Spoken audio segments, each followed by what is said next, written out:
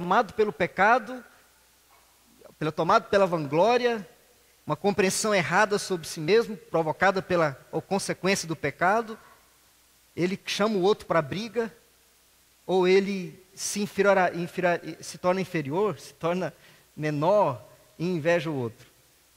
Mas aquele que é controlado pelo Espírito Santo é chamado para levar a carga do outro. Queria que você prestasse atenção nisso. O versículo 6, capítulo 6, versículo 1 diz assim: irmãos, se alguém for surpreendido em pecado, não é? Em alguma falta. É interessante que a ideia aqui não é que eu estou andando por aqui assim, olhando a igreja, ou numa rua qualquer, e aí de repente eu olho para o lado e vejo algum irmão cometendo um pecado. Não é isso.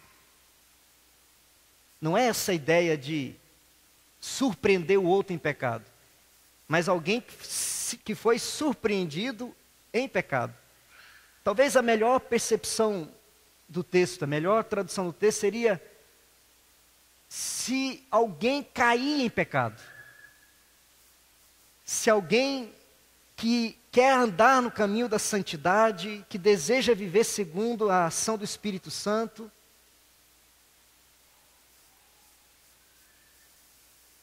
que quer ser controlado pelo Espírito Santo, mas em determinado momento ele, de tal maneira, é desvirtuado, desviado, tentado, que ele cai em pecado.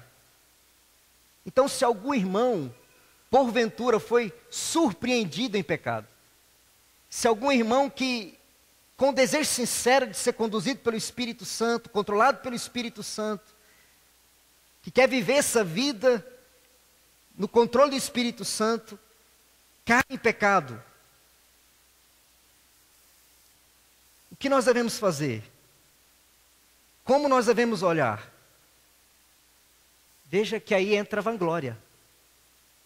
Não é assim? Se eu estou cheio de mim, me achando maior do que o outro, o que eu vou fazer quando eu descubro que o outro caiu em pecado? Eu vou me achar melhor do que ele.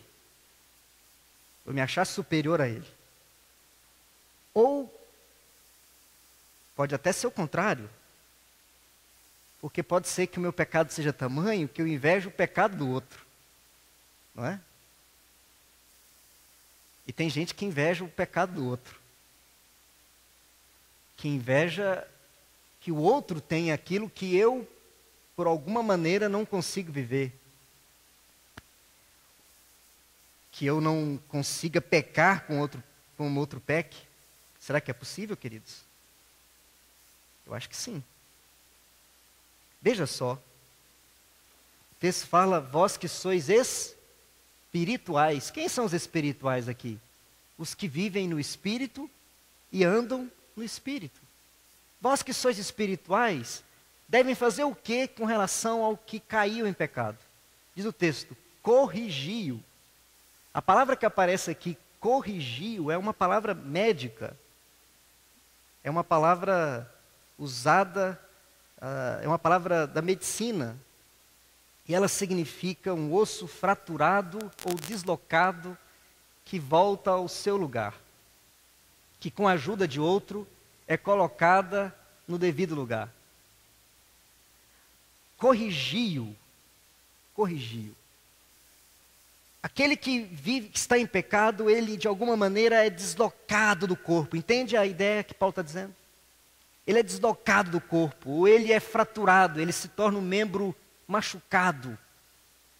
Então o que os espirituais devem fazer? Devem colocá-lo no lugar, endireitando-o, corrigindo-o. Que jeito que faz isso? Aí o texto fala: corrigiu de que maneira? Com espírito de brandura, porque se já está machucado, está quebrado, se bater com força, né, queridos? Termina de quebrar, não é? Corrigiu com brandura. Agora presta atenção aqui. A palavra brandura que aparece aqui é a mesma que aparece lá no fruto do Espírito, que é mansidão. Então, se nós pudéssemos traduzir o texto assim, da mesma maneira que está lá no capítulo 5, nós diríamos que deveríamos colocar o outro que está quebrado, que está machucado, consertá-lo com espírito de mansidão. Mansidão é o que se espera daquele que tem a vida no espírito, com espírito de brandura. Agora, queridos, é preciso tomar cuidado, né? Porque olha só o versículo que nós estamos lendo aí, como ele continua. E guarda-te para que não sejais também. O que significa? Volta lá para o vanglória de novo. Em outras palavras, quando você está corrigindo o outro, tome cuidado para você não achar que é imune. Tome cuidado para você não se colocar na posição de superior achando que é imune. Porque isso vai te impedir de ser manso. Vai te impedir de agir com brandura. Vai te impedir de ajudar o que está quebrado, que está deslocado, possa voltar para o devido lugar. Com mansidão, com brandura. E aí então no versículo 2 a gente entende que o resumo de tudo. Veja que coisa bonita está aí. Levai o quê? As cargas uns dos outros. Amados, essa expressão uns aos outros aparece na Bíblia muitas e muitas vezes. Perdoai uns aos outros, consolai uns aos outros, amai uns aos outros, consolai uns aos outros, exortai uns aos outros. E aqui aparece, levai a carga uns dos outros. Amados, uns dos outros. Não é um carregando a carga dos outros. Não é um carregando a carga de 10. É uns aos outros. A igreja, vivida no Espírito Santo, entende que nós somos chamados para levar carga uns dos outros. Ninguém se exclui aqui, meus irmãos, porque são uns aos... Não é uma categoria especial na igreja, os carregadores de cargas. Não existe esse ministério na igreja. Não existe na igreja aquela categoria especial dos os santos, poderosos, musculosos, carregadores de cargas. Porque o texto está dizendo que uns aos outros. Significa que a responsabilidade é tanto minha de carregar a sua carga, quanto a sua de carregar a minha. E isso faz toda a diferença naquilo que nós estamos vendo aqui. Na compreensão de que não há superiores que se colocam na condição de julgadores, e nem inferiores na condição de subalternos, de submissos, de fracos, impotentes, incapacitados, medrosos. Não. Vós que sois espirituais, corrigi com brandura, com espírito de brandura, e não se esqueçam de levar a carga uns dos outros. Que carga é essa, queridos? Porque se você prestou bastante atenção na leitura, lá no versículo 5, lê lá que está no versículo 5. Vamos juntos? Porque cada um levará o seu próprio fardo. Você prestou atenção? No versículo 2 diz assim, levai a carga uns dos... Aí lá no versículo 5 diz assim, e cada um levará o seu próprio...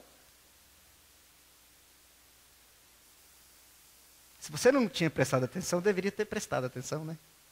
Que negócio é esse que lá falando que eu devo carregar a carga um do outro, e depois aqui já fala que o fardo é de cada um, e cada um tem que ficar se comprometer ou dar conta do seu próprio fardo. É que as palavras aqui são diferentes. E é muito importante que você preste atenção nisso para você entender o que está dizendo. Porque lá, levar a carga uns dos outros, a palavra que aparece é uma palavra que significa algo que é muito, muito, muito pesado. E que eu seria incapaz de carregar sozinho. Aquilo que é muito pesado, deveras pesado, e que eu não conseguiria carregar sozinho. O que pode ser isso, irmãos? Pode ser uma enfermidade na família. Pode ser um momento que a enfermidade chega na família, há uma dor tamanha, uma tristeza tamanha, há uma necessidade de consolo. Às vezes pode ser a morte de um ente querido numa família. Pode ser o desemprego, problema financeiro.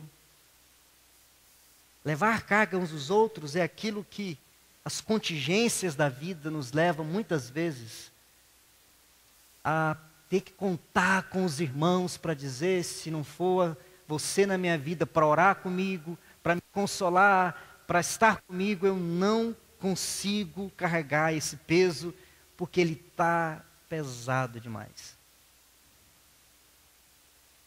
Uma igreja controlada pelo Espírito Santo entende que nós levamos as cargas uns dos outros. Eu vou repetir. Não é um carregando a carga dos outros, mas uns aos outros. Dos nossos pecados enquanto igreja é nós transferirmos, às vezes, para determinadas pessoas dentro da comunidade, a responsabilidade de carregar a carga de todos. Às vezes fazemos isso com o pastor, com os presbíteros, com o líder de oração, com aquele irmão que às vezes é solícito. Então nós vamos colocando as cargas sobre os ombros dele. Todos vão colocando a carga. Até chega um tempo que ele não consegue carregar, obviamente, nenhuma carga. Porque ele foi sobrecarregado. É por isso que o mandamento bíblico é que devemos levar as cargas uns. A pergunta que nós devemos fazer é: eu estou carregando a carga do meu irmão? Eu estou preocupado com o meu irmão a ponto de carregar a carga do outro?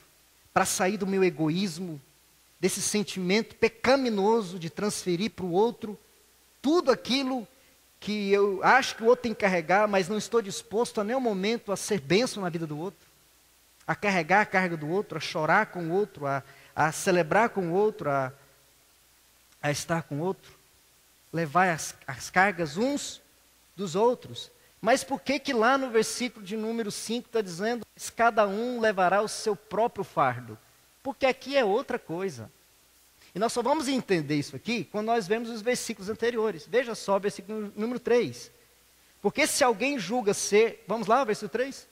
Porque se alguém julga ser alguma coisa, não sendo nada, a si mesmo se engana. Mas prove cada um o seu labor, o seu trabalho, e então terá motivo de gloriar-se unicamente em si, não em outro. O que Paulo está dizendo? Porque quando eu vejo o outro, veja que o contexto aqui é lá do versículo 1. Se alguém foi encontrado caído em o quê? Pecado. Se alguém for surpreendido em pecado. Veja que o sentimento, esse sentimento pecaminoso, de olhar para o que está em pecado e me achar melhor do que ele. É igual aquele fariseu que estava lá na porta do templo, no templo olhando para o publicano, e ele bate no peito e diz assim: obrigado, Senhor, porque eu não sou que nem aquele pecador, miserável, publicano. Ah, como eu sou bom, Senhor. Aí o pecador lá de fora diz: Senhor Deus, ser misericordioso, compassivo a mim que sou pecador. Jesus diz: aquele que se gloriou, voltou para casa, o quê? Cheio de si. Voltou para casa, cheio de si, mas não foi perdoado. Mas aquele que confiou na misericórdia de Deus, reconheceu a sua condição de pecador, obteve perdão. Um voltou cheio de si, o outro voltou cheio de Deus, né? Um se gabou tanto da sua capacidade que não tinha nem espaço para Deus. Gabou-se tanto da sua santidade que não teve lugar para Deus. O que Paulo está querendo dizer, queridos, nesses versículos? é que pode ser que a gente comece a se enganar.